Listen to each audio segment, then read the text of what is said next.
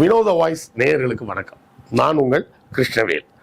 இன்னைக்கு நாம என்ன பார்க்க போறோம்னா, அன்னபூர்ணி ஹோட்டல் ஓனர் மன்னிப்பு கேட்ட சம்பவத்தை பற்றி பரபரப்பாக எல்லாரும் பேசிட்டு இருக்கிறாங்க. அந்த செய்தியோட தொடர்புடைய செய்திகளை தான் நாம் இன்னைக்கு பார்க்க போகிறோம். நம்ம வீடியோவில் அடிக்கடி நம்ம அப்புறம் நண்பர்களே புத்தகம் வாங்குன்ற போடுறதெல்லாம் நிறைய பேர் கேலி பண்ணுறாங்க. கேலி கிண்டல்லாம் பற்றி நம்ம கவலைப்பட வேண்டிய அவசியம் இல்லை. எத்தனையோ காமெடி பண்ணுறவங்க சேனல்லாம் என்ன பண்ணுறாங்க, என்ன சப்போர்ட் பண்ணணும்னு நினச்சிங்கன்னா நீங்கள் பணம் அனுப்புங்கன்னு கேட்குறாங்க. நம்ம என்ன பணம் அனுப்புங்கன்னு கேட்குறோமா? சேனல் நடத்த பணம் தேவைப்படும். அப்படி தேவைப்படக்கூடிய பணத்தை நீங்கள் புத்தகம் வாங்கினால் உங்களுக்கு புத்தகங்கள் வாங்கிய அந்த புத்தகங்களாகிய அறிவாயுதம் உங்கள் கைக்கு கிடைக்கும். அதன் மூலமாக எங்களுக்கு கிடைக்கக்கூடிய பணத்தை வைத்து நாங்கள் இந்த சேனலை நடத்த முடியும் அப்படின்னு தான் நம்ம சொல்கிறோம். ஸோ புத்தகம் வாங்குங்க அப்படின்னு நான் கேட்பதில் நான் கூச்சப்படவில்லை. அதை பார்ப்பதற்கு நீங்களும் சலிப்படைய வேண்டிய அவசியம் இல்லை. புத்தகம் வாங்க முடியாதவர்கள் லைக் போட்டாலும் சப்போர்ட்டு தான், ஷேர் பண்ணாலும் சப்போர்ட்டு தான், சப்ஸ்கிரைப் பண்ணாலும் சப்போர்ட்டு தான், ஏன் கமெண்ட் போட்டிங்கன்னா கூட சப்போர்ட்டு தான். ஸோ ஏதாவது ஒரு வகையில் உங்கள் ஆதரவை நம்ம சேனலுக்கு கொடுத்துக்கிட்டே இருங்க. கோயம்புத்தூரில் நிர்மலா சீதாராமன் தலைமையில் வானதி சீனிவாசன் அவர்கள் பல்வேறு தொழிலதிபர்களை எல்லாரையும் கூப்பிட்டு ஒரு சின்ன ஒரு கான்க்ளேவ் அப்படின்னு சொல்லாமல் அந்த மாதிரி ஒரு கூட்டத்தை நடத்தியிருக்கிறாங்க. அந்த கூட்டத்தில் நீங்கள் இந்த ஜிஎஸ்டியில் உங்களுக்கு என்னெல்லாம் சிரமங்கள் இருக்குது அதை சொன்னீங்கன்னா நாங்கள் சரி பண்ண முடியுமான்னு பார்க்குறோம் அப்படின்னு சொல்லி தான் வர வச்சுருக்காங்க. அவங்க ஏதோ ஒரு கூட்டத்தில் பேசிட்டு இருந்த மாதிரியும் இவர் ஏதோ குறுக்க பூந்து பேசினாருன்ற மாதிரி எல்லாரும் பேசிட்டு இருக்காங்க. அப்படிலாம் எதுவும் நடக்கலை. வரவேற்கப்பட்டது மட்டும் இல்லாமல் வந்த இடத்துல நீங்கள் உங்கள் சஜஷனை சொன்னீங்கன்னா அதற்கு ஏற்றார் போல் நாங்கள் ஏதாவது மாற்ற முடியும்னா பார்க்குறோம் அப்படின்னு சொல்லி தான் வர சொல்லியிருக்காங்க. அப்போ அங்கே அவர் என்ன பண்ணுறாரு, சீனிவாசன் அவர் தன்னுடைய தரப்பை எடுத்து வைக்கிறார். பாருங்கங்க, இப்போ நாங்கள் எங்கள் ஹோட்டலில் வச்சு நடத்துகிறோம். எங்கள் ஹோட்டலில் பேக் பண்ண ஸ்வீட்ஸு, பேக் பண்ண காரங்கள்லாம் விற்கிறோம். அதே மாதிரி அங்கே சாப்பிட்றதுக்கும் பரிமாறுறோம். பார்த்தீங்கன்னா ஜிஎஸ்டி எப்படி இருக்குது, சாப்பிட்ற உணவுகளுக்கு 18% ஜிஎஸ்டி போடுறாங்க. அதுலேயே பேக்கடு ஃபுட்டுக்கும் பார்த்தீங்கன்னா ஸ்வீட்டுக்கு 5% போட்டிருக்காங்க, காரத்துக்கு 18% போட்டிருக்காங்க. இப்போ ஒருத்தர் ஒரு காஃபி சாப்பிட்டுட்டு ஒரு பேக்கெட் ஜிலேபி ஒரு பேக்கெட் முறுக்கு வாங்கினாருன்னா நான் அவருக்கு 3 பில்லு போட வேண்டியிருக்கு. காஃபிக்கு தனியாக 18% ஜிஎஸ்டி போட்டு ஒரு பில்லு போட வேண்டியிருக்கு, முறுக்கு பேக்கெட்டுக்கு 12% ஜிஎஸ்டி போட்டு ஒரு பில்லு போட வேண்டியிருக்கு, ஜிலேபி பேக்கெட்டுக்கு 5% பில்லு போட்டு இன்னொரு பில்லு போட வேண்டியிருக்கு. ஏன்னா இந்த 3 பில்லையும் ஒன்றா சேர்க்க முடியாது. 3த்தையும் ஒன்றா சேர்த்து போடுற அளவுக்கு ஒரு சாஃப்ட்வேரே இல்லைங்க எங்ககிட்ட. அப்போ இதை எல்லாத்தையுமே நீங்கள் ஒரே 18%-ஆகவே வச்சுட்டு போயிடுங்களேன். எதுக்கு 5, 12, 18ன்னு இப்படி பிரித்து வச்சுருக்கீங்க? எது எங்களுக்கு பில் போடுவதற்கு ரொம்ப கஷ்டமாக இருக்குது அப்படின்னு தன்னுடைய சஜஷனாக அவர் கொடுக்குறார். அந்த சஜஷனை கொடுக்கும்போது ஒரு உதாரணம்னு சொல்கிறார். உதாரணத்துக்கு வானதி அவர்கள் அக்காவே வராங்க அப்படின்னு வச்சுக்கிங்க. அவங்களே எங்கள் கடையில் இது மாதிரி சாப்பிட்டு போனாங்கன்னா ஆனால் அவங்களுக்கு 3 பில்லு போட்டு 3 பில்லுக்கும் தனித்தனியாக காசு வாங்கி எவ்வளோ சிரமம் இருக்குது பாருங்க. இது இந்த தொழிலை நடத்துவதற்கு டெக்னிக்கலாக எங்களுக்கு ப்ராப்ளமு அப்படின்னு அவர் சொல்கிறார். அவரை நீங்கள் சொல்லி கூப்பிட்டதே நீங்கள் தான். அவரை சஜஷன் சொல்லிட்டு அவர் சஜஷன்லாம் சொல்லி முடிச்சதுக்கப்புறம் என்ன பண்ணி வச்சுருக்கீங்க, ஆளை விட்டு மிரட்டி கடையை நீ ஹோட்டல் நடத்திடுவியா, நான் பார்த்துட்றேன் அப்படின்னு என்ன சொல்லி மிரட்டினாங்களோ தெரியல. அவர் அவசரமாக நிர்மலா சீதாராமனை நேரில் பார்த்து மன்னிப்பு கேட்குறாரு. இதை ஒருத்தனை விட்டு ரகசியமாக பின்னாடி நின்று வீடியோ எடுத்து அந்த வீடியோவை அண்ணாமலைகிட்ட கொடுத்து மறுபடியும் அதை லீக் பண்ணது இல்லாமல் மறுபடியும் அண்ணாமலையை விட்டு ஐயோ எங்களுக்கே தெரியாமல் லீக் ஆயிடுச்சு, ரொம்ப சாரிங்க அப்படின்னு பதிலுக்கு இன்னொரு ட்வீட் வேற போட்டு எத்தனை குளறுபடி தானையா பண்ணுவீங்க? ஒரு மனுஷன் அவர் பாட்டுக்கு தொழிலை பண்ணிட்டு இருந்தவரை நீங்கள் இந்த மீட்டிங்க்கு வாங்க உங்கள் சஜஷன் சொல்லுங்கன்னு கூப்பிடுறீங்க. வந்தவர் சஜஷன் சொன்னால் அந்த சஜஷனை சரிங்க நான் பார்க்குறேன்னு சொல்லணும். அதை சொல்லிட்டு போயிடலாம். அதெல்லாம் ஒன்றும் சொல்ல அப்படின்னு சிரிச்சுட்டு போயிட்டீங்க ஸ்டேஜை விட்டு இறங்கி. பரிசீலிக்கிறோம் அப்படின்னு கூட ஒரு வார்த்தை அவங்க வாயிலிருந்து வரல. அதுவும் மட்டும் இல்லாமல் மறுபடியும் அந்த ஆளை கூப்பிட்டு மிரட்டுறத வீடியோ எடுத்த வீடியோவை லீக் பண்ணுறீங்க. எத்தனை குளறுபடி, எத்தனை குசும்பு வேலை பண்ணிட்டு இருக்கீங்க, எத்தனை பித்தலாட்ட வேலையெல்லாம் பண்ணிட்டு இருக்கீங்க.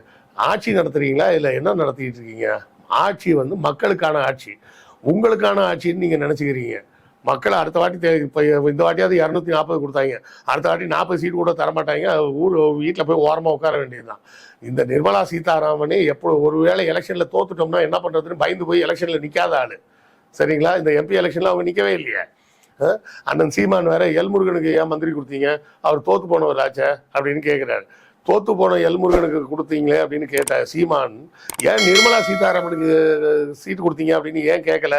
அங்கே மட்டும் அவர் என்ன வாயில் கொழுக்கட்டையா வச்சுருந்தாரு? அப்படித்தானே நம்ம கேட்கணும். அப்போ இந்த பார்ப்பன அடிமைகளாகவே நம்ம எல்லாரும் இருக்கணும், பார்ப்பன திமிரை வந்து நாங்கள் எப்போதும் காட்டி கொண்டு தானே இருப்போம் அப்படின்ற ஒரு இடத்துக்கு தானே நீங்கள் எப்போதும் நகர்றீங்க அப்படின்றத நம்ம பார்க்க வேண்டியிருக்கு. இதெல்லாம் தாண்டி பார்த்தீங்கன்னா 57, 58, 56, 57 நினைக்கிறேன், அப்போ நடந்த ஒரு போராட்டம், ரொம்ப ஃபேமஸான ஒரு விஷயம். சென்னையில் பார்த்தீங்கன்னா பெல்ஸ் ரோடும் பைக்ராஸ் ரோடும் ஜாயின் ஆகக்கூடிய ஒரு ஜங்ஷன் இருக்குது. அதாவது பைக்ராஸ் ரோடுன்றது இந்த கண்ணகி சிலை, முன்னாடி கண்ணகி சிலை இருந்த இடம், அங்கே போய் பீச்சில் ஜாயின் பண்ணக்கூடிய அந்த ரோடு, அது நேராக மவுண்ட் ரோடு வர வரும். மவுண்ட் ரோட்லேருந்து இன்னொரு ரோடு வாலஜா ரோடுன்னு வந்து அந்த ரோடு பெல்ஸ் ரோடாக மாதிரி வந்து இந்த இடத்துல இந்த ரோடோட ஜாயின் ஆகும். அப்படி ஜாயின் ஆகக்கூடிய அந்த கார்னரில் அப்போ வந்து முருடிஸ் பிராம்நாள் கபே அப்படின்னு ஒரு ஹோட்டல் வச்சுருந்தாங்க. அப்போது நம்ம திராவிட இயக்க தோழர்கள்லாம் போய் தினமும் அங்கே போய் நின்று போராட்டம் பண்ணுவாங்க. பேரை மாற்றுன்னு கோஷம் போடுவாங்க. சாப்பிட வர்றவங்கள நீங்கள் இங்கே வராதிங்க, இங்கே பாருங்கள் பிராமணாள்னு பேர் வச்சுருக்காங்க, பிராமணாள் இதராள் அப்படின்னு சொல்லி பேர் வச்சு நம்மளை அசிங்கப்படுத்துகிறான், அந்த பேரை நீக்கும் வரை இங்கே வந்து சாப்பிடாதீங்க அப்படின்னு சொல்லி போராட்டம் பண்ணுவாங்க. போராட்டம் பண்ண உடனே ஹோட்டல்லேருந்து போலீஸுக்கு ஃபோன் பண்ணுவாங்க.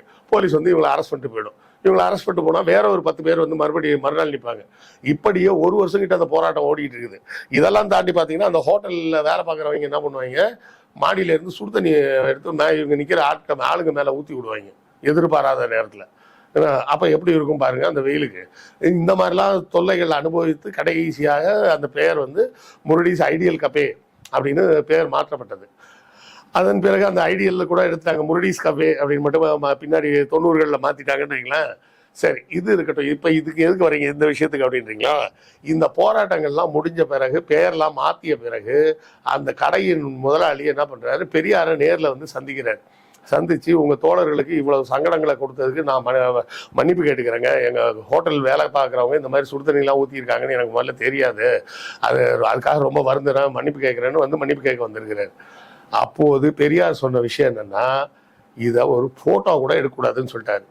இத்தனைக்கும் அந்த கடை ஓனர் தான் வந்து ஃபோட்டோ எடுக்கணும்னு கேட்குறாரு. இன்னைக்கு வேண்டாங்க, இன்னொரு நாள் எடுத்துக்கலாம், நீங்கள் இன்னொரு நாள் வாங்க, இப்போ பெயர் மாற்றிய உடனே வந்து நீங்கள் ஃபோட்டோ எடுத்தால் என்கிட்ட வந்து மன்னிப்பு கேட்ட மாதிரி ஆகிடும், அது மாதிரி ஆகக்கூடாது, வேறொரு சந்தர்ப்பத்தில் நம்ம புகைப்படம் எடுத்துக்கலாம், ஃபோட்டோ எடுக்கக்கூடாதுன்னு சொன்னது மட்டும் இல்லை, தன்னுடைய கட்சியின் பத்திரிகையில் கூட அந்த செய்தியை போடக்கூடாது. அது வந்து அவர் ஒரு பெரிய மனுஷன் வந்து நேராக வந்து மன்னிப்பு கேட்குறாருன்ற விஷயத்தெல்லாம் நம்ம போட்டு அவரை நெகட்டிவ் விளம்பரம்லாம் அவருக்கு கொடுக்கக்கூடாது. பேர் மாற்றணும்னு சொன்னால் மாற்றிட்டாரு, முடிஞ்சு போச்சு, அதோட இந்த சப்ஜெக்டை விட்டுருங்க அப்படின்னு சொன்னார். அப்படி சொன்னதால் தான் அவர் பெரியார். சரிங்களா? இவரை மன்னிப்பு கேட்க வச்சதுனால நீங்கள் பெரிய ஆள் ஆயிட்டீங்களா? நீங்கள் சிறுமைப்பட்டு போனீங்க. அவர் மன்னிப்பு கேட்டதன் மூலமாக அவர் நிமிர்ந்து விட்டார். அவர் தான் மக்கள் மனதில் உயர்ந்துட்டார். அவர் பேசினது அப்போ அவர் பற்றி எல்லாரும் பெரிய விஷயமா பேசினதை விட இப்போ அவர் மன்னிப்பு கேட்டதுக்கு அப்புறம் தான் அவர் இன்னும் உயர்ந்துட்டார். மன்னிப்பு கேட்டதில் எப்படி உயர்ந்தாருன்றீங்க அப்படின்னு நீங்கள் கேட்கலாம். வேற ஒன்றும் கிடையாது. அந்த ஹோட்டலில் சுமார் ஒரு 2000 பணியாளர்கள் இருப்பாங்க.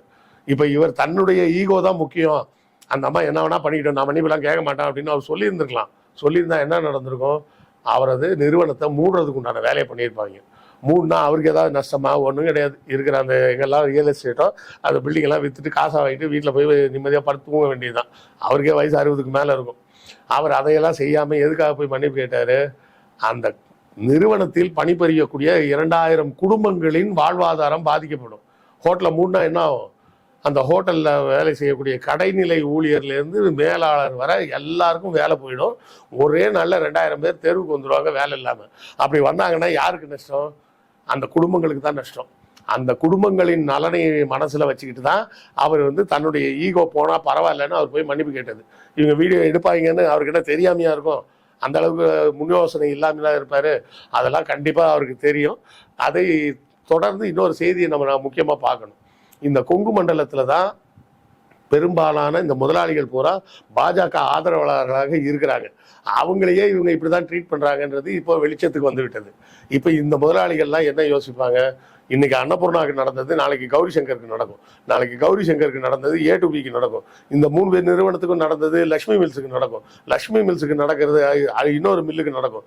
அப்போ எல்லா முதலாளிகளும் இப்படி அடிமைகளாகத்தான் ட்ரீட் பண்ணப்படுவார்கள். நாம் கோயம்புத்தூருக்குன்னு இருக்கக்கூடிய அந்த ஸ்பெஷல் ஸ்டேட்டஸே அந்த தொழில் அப்படிங்கிறது இப்போ அது கொஞ்சம் கொஞ்சமாக குறைஞ்சிக்கிட்டு வருது. எதனால் குறைஞ்சிட்டு வருது? மற்ற பகுதிகள்லையும் எல்லா விஷயமும் வளர ஆரம்பிச்சிருச்சு அப்படின்றது தான். அப்போ மற்ற பகுதிகளில் இருக்கிறவங்கெல்லாம் புத்திசாலித்தனமாக பாஜக எதிர்ப்பு சிந்தனையோடு இருக்கும்போது நீங்கள் மட்டும் பாஜக ஆதரவா நிலையிலேயே இருந்தீங்கன்னா தனிமைப்பட போவது நீங்கள் மட்டும் இல்லை, அவமானப்பட போவதும் நீங்கள் தான். யார்கிட்ட? நிர்மலா சீதாராமன் போன்ற பார்ப்பன திமிர் கொண்டவர்களிடம் நீங்களும் கண்டிப்பாக அவமானப்பட போறீங்க. இது இந்த அன்னபூர்ணா ஓனரோட நிற்க போற விஷயம் கிடையாது அப்படின்றத நீங்க எல்லாரும் புரிஞ்சுக்கிட்டீங்கன்னா நீங்க புத்திசாலி. இல்லை அப்படின்னு சொன்னா உங்கள் எதிர்காலம் உங்கள் கையில் தான்.